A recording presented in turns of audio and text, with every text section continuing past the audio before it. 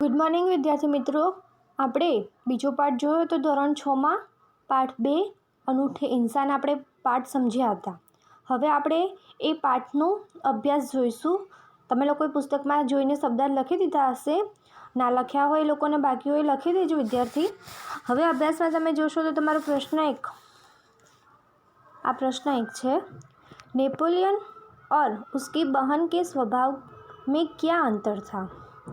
હવે આપણે આ પ્રશ્નનો જવાબ આપવાનો છે કે નેપોલિયન અને એની બેન બંને વચ્ચે સ્વભાવમાં શું ફરક હતો. તો એનો જવાબ આવશે नेपोलियन नेक एवं प्रामाणिक व्यक्ति था. नेपोलियन नेक एवं प्रामाणिक व्यक्ति था, जबकि उसकी बहन इलाइजा स्वार्थी स्वभाव की थी. क्या थी? स्वार्थी स्वभाव की थी. પછી પ્રશ્ન 2, आप नेपोलियन की जगह होते तो क्या करते? आप नेपोलियन की जगह होते तो क्या करते? तो मैं नेपोलियन की जगह होता तो लड़की को मेरी वजह से जो नुकसान हुआ, लड़की को मेरी वजह से जो नुकसान हुआ उतने पैसे उसको दे देता और उससे माफ़ी मांगता. પછી પ્રશ્न 3 જુઓ, आप अपने जेब खर्च का उपयोग किस प्रकार करते हैं? आप अपने जेब खर्च का उपयोग किस प्रकार करते हैं? ઘણા બધા વિદ્યાર્થી અલગ અલગ રીતે કરતા હોય. કોઈ વસ્તુ લઈ આવતા હોય, કોઈ સારા કામમાં મદદ કરતા હોય કોઈને. તો એવી રીતે આપણે આ પ્રશ્નમાં જોઈએ कि अपनी जेब खर्च के लिए मुझे जो पैसे मिलते हैं उससे मैं पढ़ने की किताबें खरीदता हूँ और मेरे गरीब दोस्तों को भी उससे मदद करता हूँ. मंदिर मस्जिद में खड़े छोटे बच्चों को दान देता हूँ. પછી પ્રશ્ન 4, बापू के बारे में आप क्या जानते हैं? बापू के बारे में आप क्या जानते हैं? तो बापू हमारे राष्ट्रपिता थे. बापू हमारे राष्ट्रपिता थे. वे हमेशा गरीबों की चिंता करते थे. उन्होंने देश के लिए अपना सर्वस्व त्याग दिया. उन्होंने देश के लिए अपना सर्वस्व त्याग दिया. वे सत्य एवं सादगी के अवतार थे. क्या थे?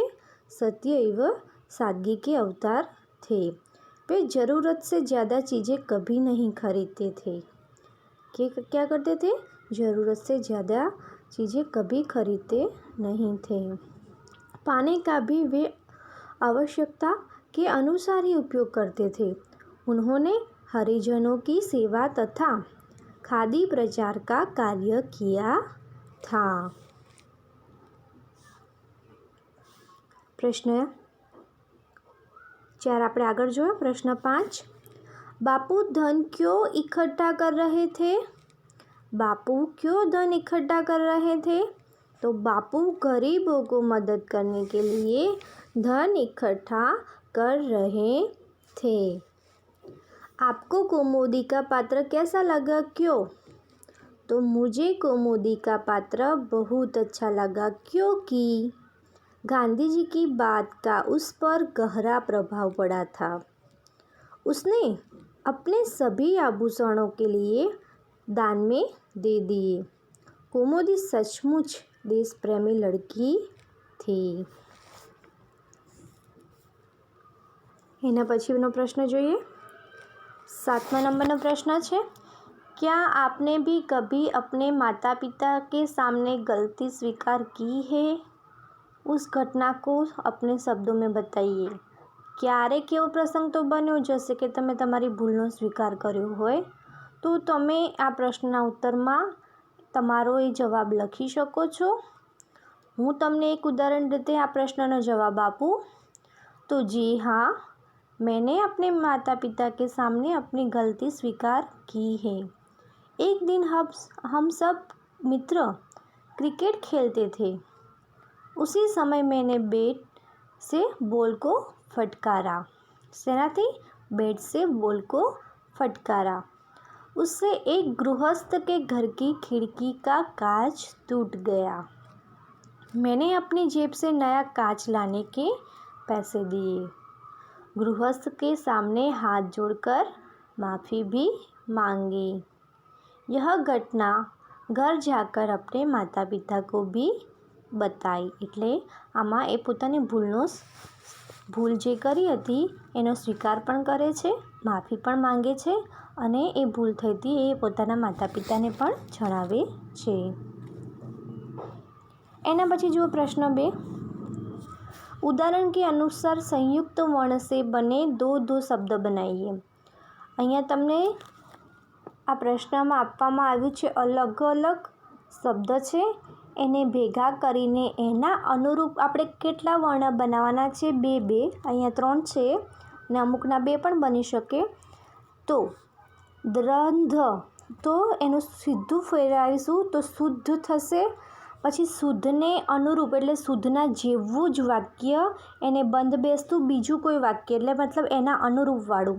તો અહીંયા પહેલું યુદ્ધ આપ્યું છે, બુદ્ધ, અશુદ્ધ, બધા વાક્ય સરખા થયા બોલવામાં.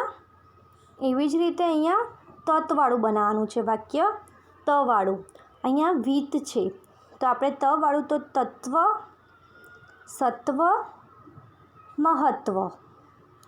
હવે અહીંયા પદ્મ બને છે આનું, તો અહીંયા આપણે પદ્મનું વાક્ય બીજું બનાવીશું તો પદ્મિની અને પદ્મા.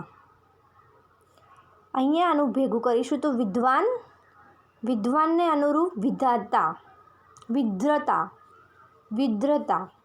અહીંયા આપણે ભેગું કરીશું બ્રહ્મ, બ્રહ્મનું બનાવીશું તો બ્રાહ્મણ. આ આપણે વાક્ય બની ગયા.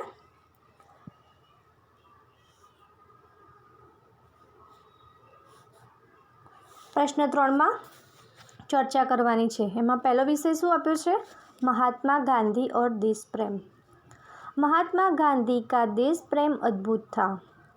महात्मा गांधी का देश प्रेम अद्भुत था. देश की आज़ादी के लिए उन्होंने वकालत छोड़ दी. देश की आज़ादी के लिए उन्होंने वकालत छोड़ दी. देश को आज़ाद करने के लिए कई बार जेल भी गए थे. देश को आज़ाद करने के लिए कई बार वे जेल भी गए थे. उन्होंने देश के गरीबों की मदद के लिए कई अच्छे काम किए. उन्होंने देश की गरीबों के लिए कई अच्छे काम किए. वे हिंदू मुस्लिमों को समान मानते थे. वे हिंदू मुस्लिमों को समान मानते थे. उन्होंने देश के हरिजनों की स्थिति सुधारने का काम किया था. क्या किया था? उन्होंने देश के हरिजनों की स्थिति सुधारने का काम किया था. खादी का प्रचार करके देश के कई गरीबों को उन्होंने काम दिया था. गांधी जी का देश प्रेम अनन्य था. क्या था? गांधी जी का देश प्रेम अनन्य था. प्रश्न 2. इंसान अनूठा कब कहलाता है? એના વિશે આપણે ચર્ચા કરવાની છે. इंसान अनूठा कब कहलाता है? तो जब इंसान अपने जीवन में नेक रास्ते पर चलता है, किसी का बुरा नहीं करता, अपनी गलती स्वीकार कर लेता है, तब इंसान अनूठा कहलाता है. अपनी गलती से दूसरों को नुकसान हो तो उसकी क्षमा मांगकर वह नुकसान चुका देता है.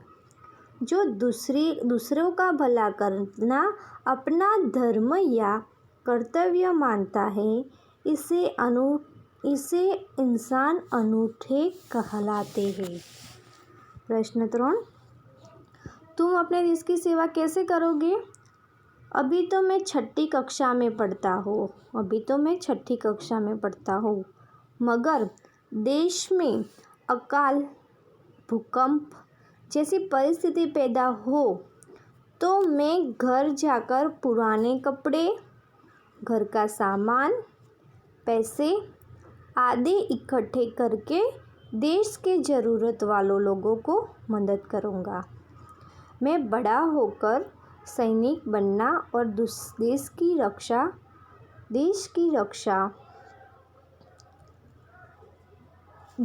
रक्षा करना चाहता हूँ. પ્રશ્ન 4 શું આપ્યું છે કે नीचे संज्ञा से बनने वाले विशेषण शब्द दिए गए हैं उनका वाक्य में प्रयोग करके लिखिए। तो અહીંયા આ પહેલું જો ધર્મનું શું થાય? ધાર્મિક। હવે આપણે ધાર્મિકનો ઉપયોગ કરીને વાક્ય બનાવવાનું છે कि धार्मिक लोग मंदिर में दर्शन करने आए थे। बीजू रंगનું શું થાય? रंगीन। तो हमें रंगीन चित्र पसंद है। लोभ तो लोभी। किसान बहुत लोभी था। भारत तो भारतीय। हमें भारतीय होने का गर्व है। चमक तो चमकीला। तो चमकीले बर्तन सबको पसंद आते हैं। शक्ति यानी शक्तिमान। तो अकबर बड़ा शक्तिमान राजा था। गुण तो गुणवती। रमीला गुणवती औरत है। बल तो बलवान। भीम बहुत बलवान था। दया तो दयावान। राजा बहुत दयावान था। दर्शन तो दर्शनीय। तो पावागढ़ दर्शनीय स्थल है। प्रश्न 5 उदाहरण के अनुसार लिंग परिवर्तन कीजिए। उदाहरण में आप्યું છે પુત્રનું શું થાય? પુત્રી, મેઢકનું મેઢકી, તરુણનું તરુણી, કુમારનું કુમારી, દેવનું દેવી, હિરણનું હિરણી। સ્ત્રીલિંગનું પુલ્લિંગ થઈ જાય અને પુલ્લિંગ હોય તો સ્ત્રીલિંગ થઈ જાય। સાપ તો સાપીન, કુમ્હાર કુમ્હારીન, નાગિન બાદીન, ધોબી ધોબીન, ગ્વાલા ગ્વાલીન, મોર મોરની, શેર શેરની, જાદુગર જાદુગરની, માસ્ટર માસ્ટરની, ડૉક્ટર ડૉક્ટરની, ઊંટ ઊંટની। પ્રશ્ન 5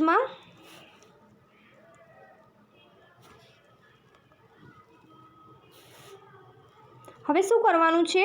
ખાસ સૂચના આપું તમને। આ પ્રશ્ન 6 છે।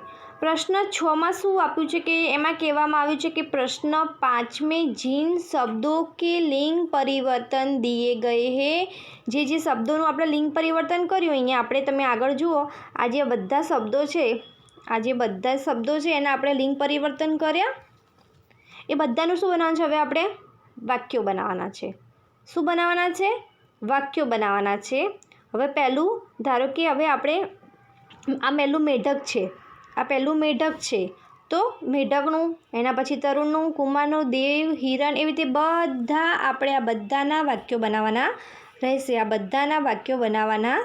રહેશે। આ બધાના શું કયા પ્રશ્નમાં? પ્રશ્ન 6માં। તો હવે આપણે અહીંયા જોઈએ તો એમાં પહેલું જોઈએ મેઢક તો યાની મેઢકી। તમને કહ્યું મેં આગળ બે વાક્યો બનાવવાના રહેશે। मेढक ड्राऊ ड्राऊ बोलता है।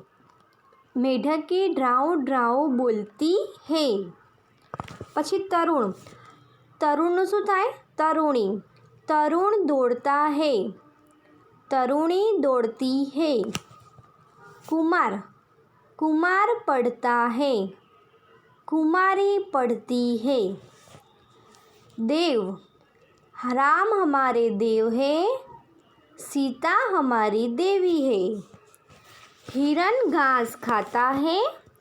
हिरनी घास खाती है।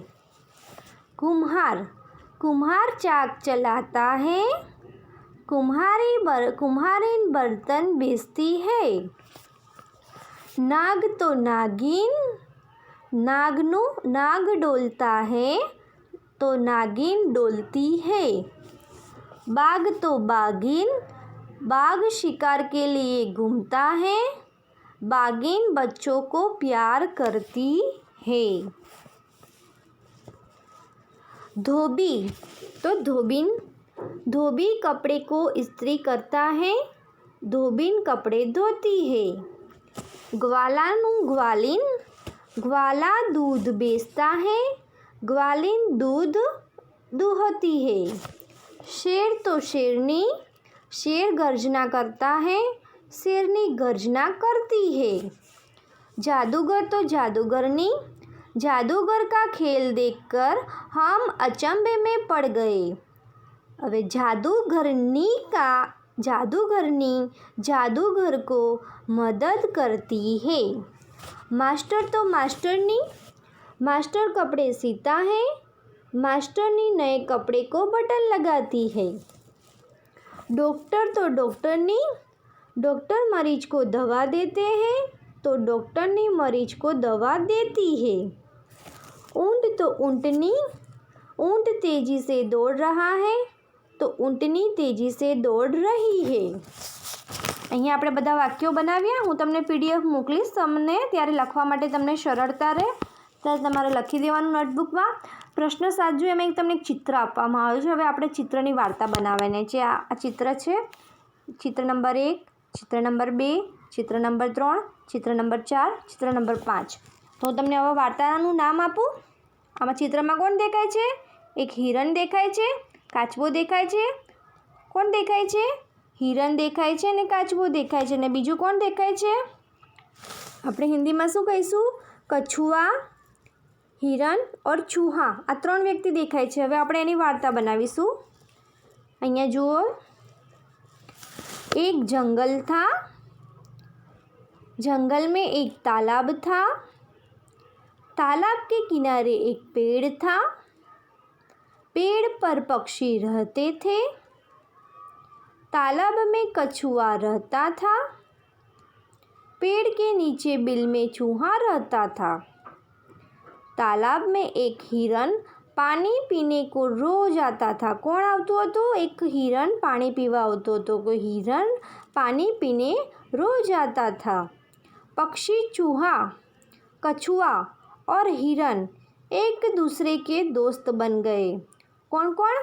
पक्षी, चूहा, कछुआ અને हिरण और हिरण શું બની ગયા? એકબીજાના મિત્રો બની ગયા, એટલે એક दूसरे के दोस्त बन गए।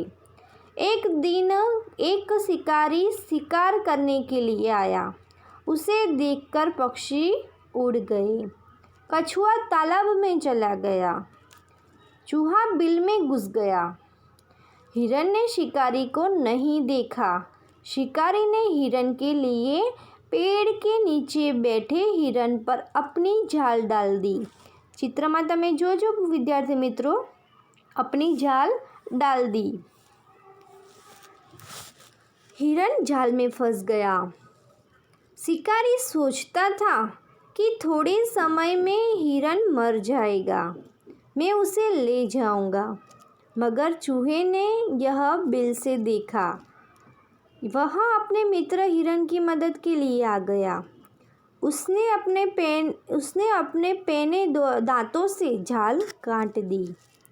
हिरनी जाल से मुक्त होकर भाग गया। शिकारी को खाली हाथ वापस जाना पड़ा। હવે આપણે આને શીખ કહીશું કે આપણને શું શીખ મળે છે। मुसीबत में फंसे मित्रों को हमें मदद करनी चाहिए। શું આવશે? मुसीबत में फंसे मित्रों को हमें मदद करनी चाहिए। તો વિદ્યાર્થી મિત્રો, હું તમને પૂરા અભ્યાસનું PDF મોકલી આપીશ, ત્યારે તમારે નોટબુકમાં લખવાનું રહેશે। ત્યાં સુધી ધન્યવાદ।